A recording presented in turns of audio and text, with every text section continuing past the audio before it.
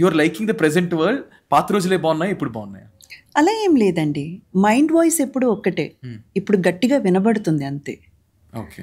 So అప్పట్లో ఇప్పుడు బయట చెప్పుకోలేని లేదా అరే ఇలా ఉంటే బాగుంటుంది కదా అని, అది మెన్ అయినా సరే విమెన్ అయినా సరే చాలా విషయాలు వాళ్ళకి లైఫ్లో వాళ్ళ ఎక్స్పీరియన్స్ చేయలేని కొన్ని విషయాలు ఉంటాయి.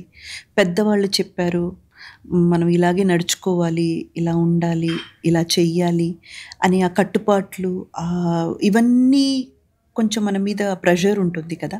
అలాంటి ఒక జనరేషన్, ఆ జనరేషన్ నుంచి వాటిని కొంచెం కొంచెంగా తెగతెంపులు చేసుకొని, లేదు ఇది నాకు నచ్చలేదు, నచ్చలేదంటే నేను నచ్చలేదని చెప్పొచ్చు, చెప్పే హక్కు నాకు ఉంది, దానికి వయస్సుతో సంబంధం లేదు. పెద్దలైనా తప్పు చేస్తే నువ్వు చేసింది తప్పు, పెద్దలైనా మనకు చెప్పినప్పుడు మనకు నచ్చకపోతే ఇది నాకు నచ్చలేదు అని చెప్పే హక్కు మనకు ఉందని తెలుసుకున్న జనరేషన్. తెలుసుకున్న విషయాలన్నిటినీ పటాపటా మొహం మీదకి చెప్పేసే జనరేషన్. అంతే డిఫరెన్స్.